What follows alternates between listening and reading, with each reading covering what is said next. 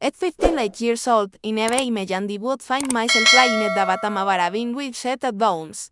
Pretending to be dead while listening to my own daughter congratulate herself on my mede. But that's where I was, bleeding, and to cold drugs, fighting every instinct to move or cry out. Knowing that my survival depended on remaining absolutely motionless. My name is Anna, and this is the story of how my family's most carefully guarded secrets led to attempted mede and how the truth unsevered for 2 decades. Finally erupted with devastating force for 35 years, Jorge and Virtuat. We believed was a perfect life together in Oaxaca.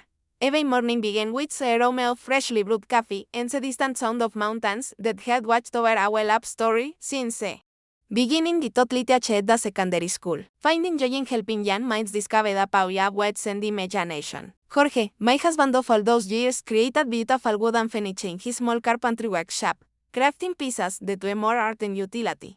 We had 2 children, Ricardo, our firstborn, charming and protective, destined to become an architect, and Alejandra, 5 years younger, always reserved and observative, in a way that sometimes made me uneasy.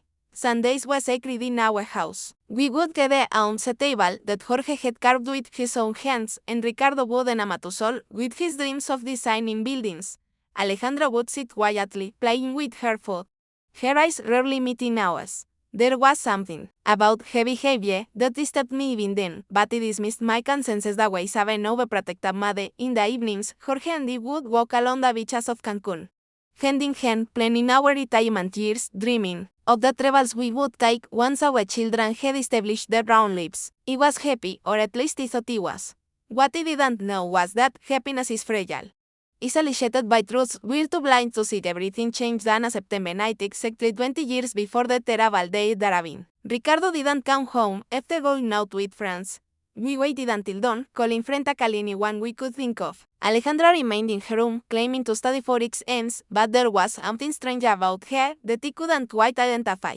My instincts screamed that something was wrong, but I was too distracted by Ricardo's absence to listen carefully. Enough. Jorge went out with our neighbors to search. When they found Ricardo's body at the bottom of a ravine near the Cancun beaches, the police concluded it was an accident. I never questioned that question. How could I imagine the truth? The funeral was the darkest day of my life. I wore the same black dress I had worn to my mother's funeral. Alejandra remained strangely calm while I collapsed into tears. Jorge held me when my legs gave out beneath the weight of grief. Now, understanding what I know, I recognized that he carried a burden even heavier than mine that day. After Ricardo's death, Alejandra changed completely. She became more attentive and caring, helping with household tasks and spending more time with us. I interpreted this as her way of processing grief, of filling the void her brother had left. What a cruel misinterpretation that was as the years passed. Alejandra married Manuel, a kid man from Puebla. They had 2 beautiful children. I felt that life was finally giving us a second chance. Manuel called me Made, and Alejandra followed in her father's footsteps, opening her own workshop for artisanal furniture. Our family seemed finally reconstructed, but now, lying at the bottom of this ravine with broken ribs and the metallic taste of blood in my mouth, I understood that all of that happiness had been an elaborately surfaced. Warning signs appeared a few months before the attempted murder when Jorge and I decided to update our will. Between our beachfront house, Selendi inherited from my parents, and our savings, we had approximately 1,800,000 Mexican pesos to leave as inheritance. It was Alejandra, WHO suggested we visit Celoye. I dismissed my initial discomfort when she insisted on being named as our solar alongside Manuel. My husband seemed convinced by their arguments, and I was too trusting. We signed the documents on a Thursday afternoon. Manuel wore an impeccable suit and embraced me for a long time after the signing.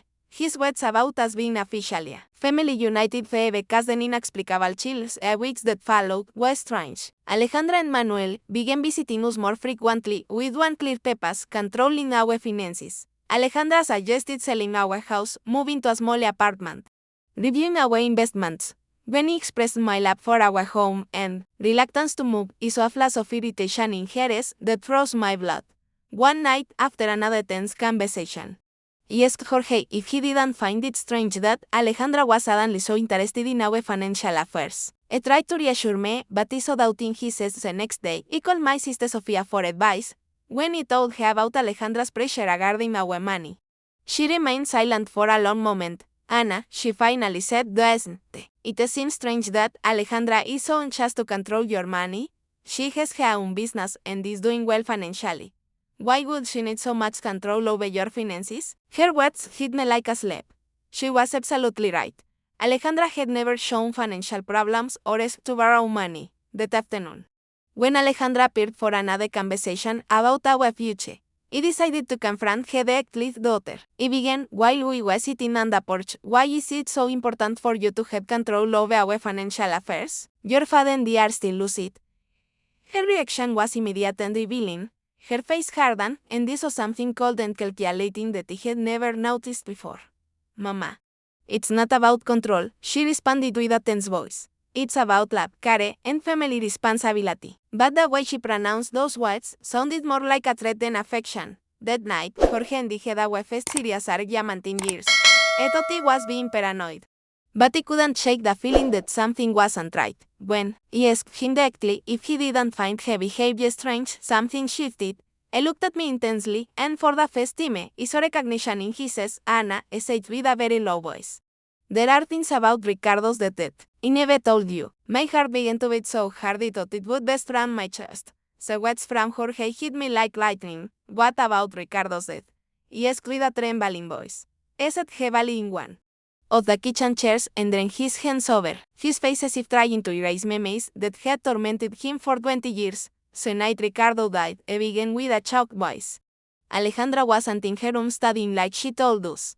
I saw her leave the house around 8 o'clock. I followed her because something about her tattooed concerned me. She had been acting strangely more aggressive, more resentful. My husband stopped, looking at his hands. I saw them arguing near the ravine. I heard them shouting horrible things at each other. About what were they arguing?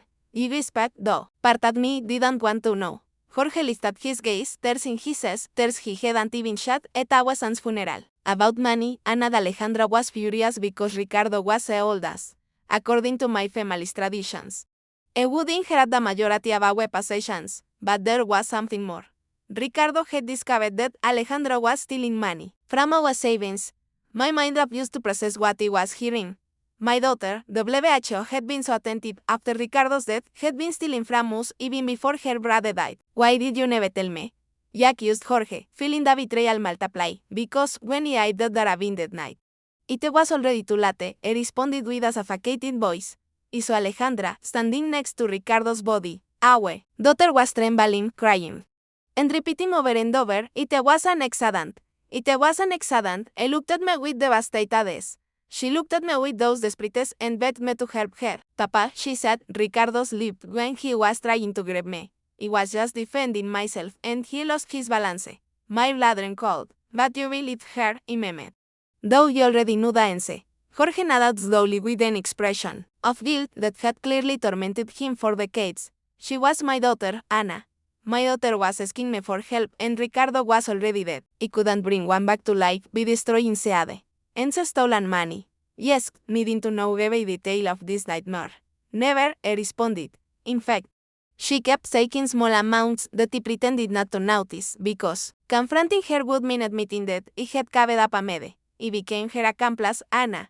Every time I stayed silent, every time I pretended not to see his bank accounts diminishing. He became more complicit.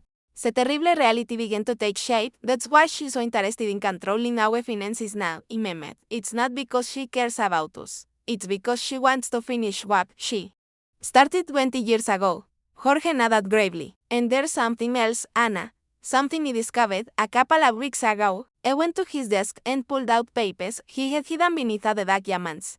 I've been discreetly investigating Alejandra's finances. Her workshop isn't doing as well as she wants us to believe. In fact, it's under the job bankruptcy. She owes more than 400,000 Mexican pesos to various banks and suppliers. The papers trembled in my hands. Alejandra was not the successful businesswoman she pretended to be. She was a desperate peasant living on licensed stolen money for decades. Does Manuel know about all of this? Yes, remembering his calm smile and warm embraces.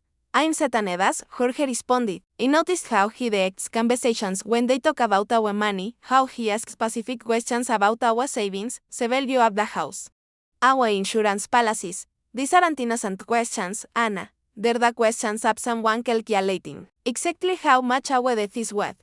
That phrase froze me to the bone. It was the first time I considered that Alejandra might want to cause us physical harm. If she had caused her own brothers death for money, what would stop her from killing her parents for the same reason? Jorge, he said, grasping his hands.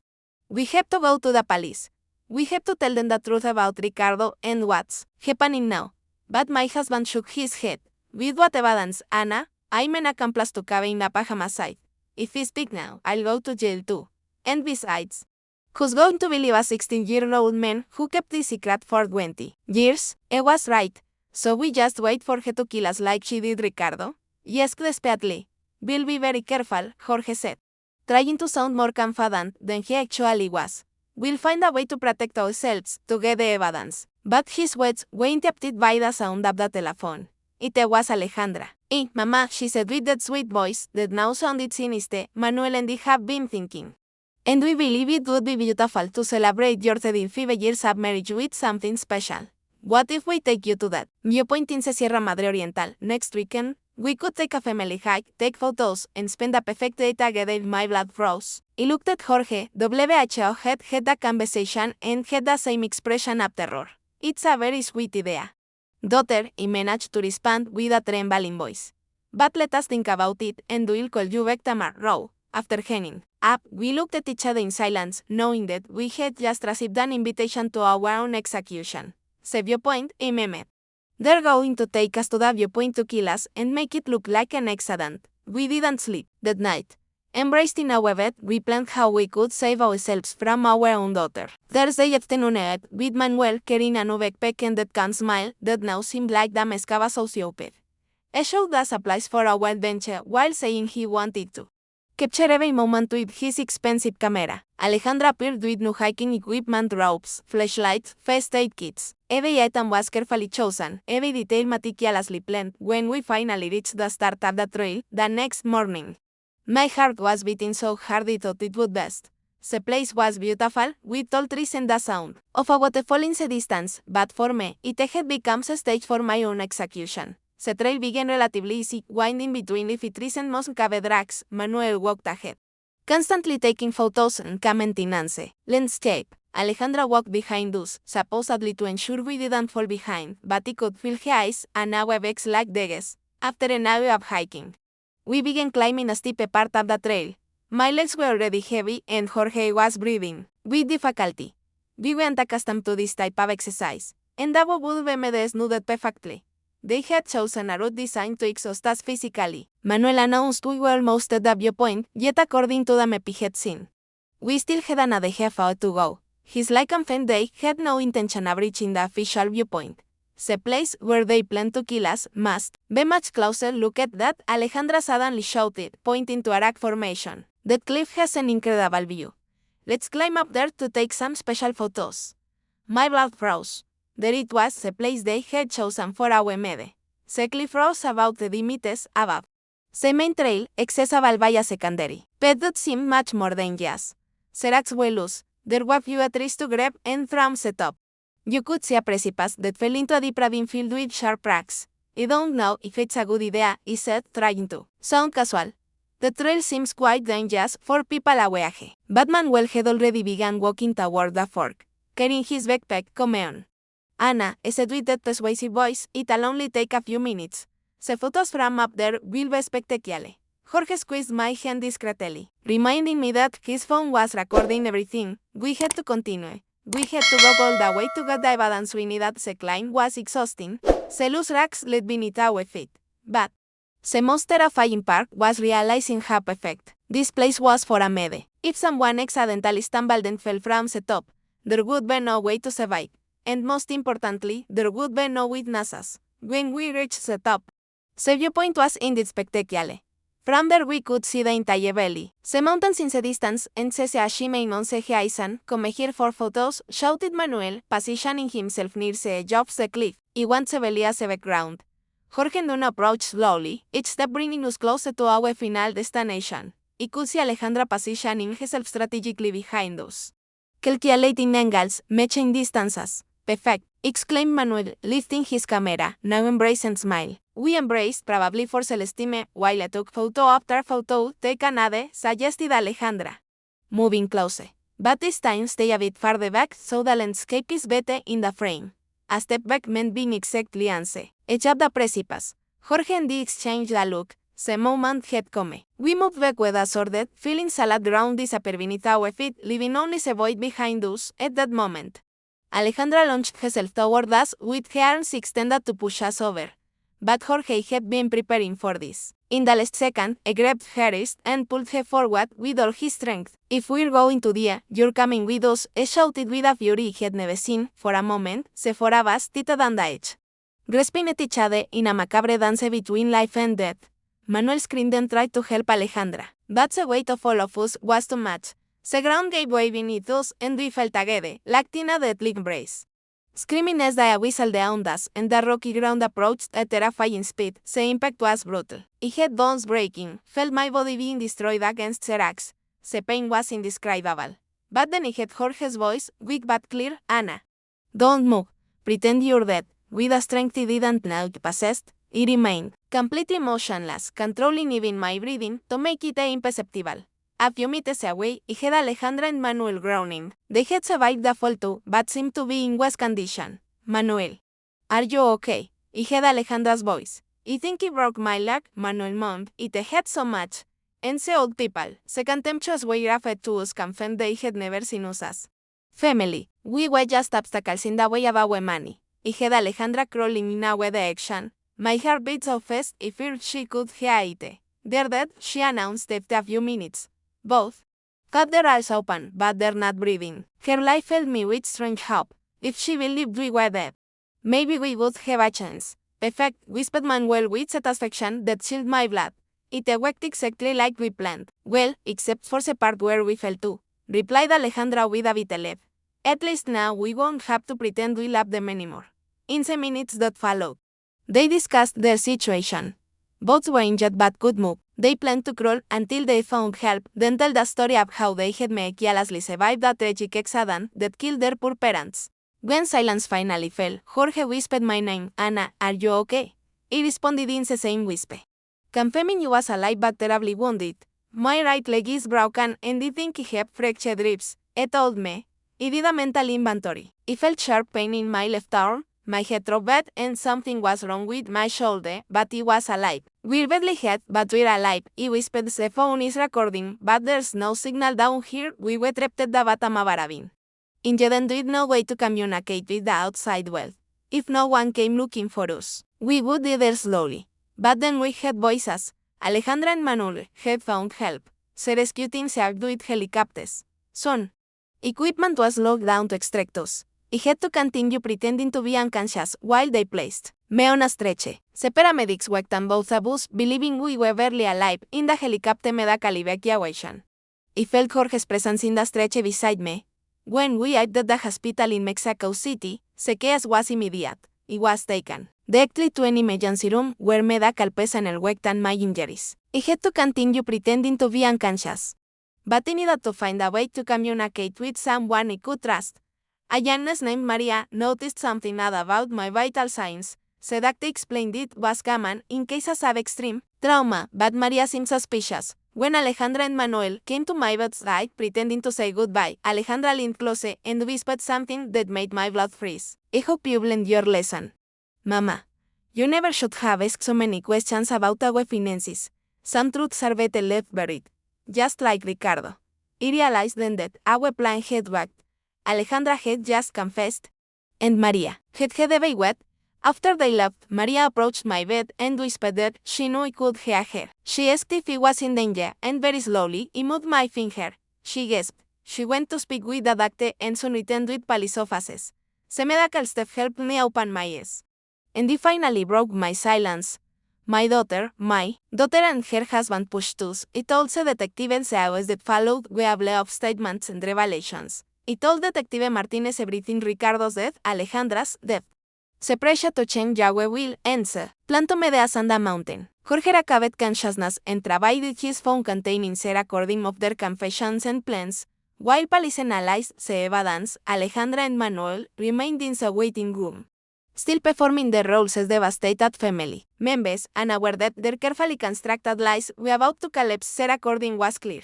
Detective Martinez announced after an hour. We have explicit confessions about Ricardo's mede, admissions about stealing money, and the active and premeditated attempted mede against you both, within hours. Policia estida Alejandra and Manuel.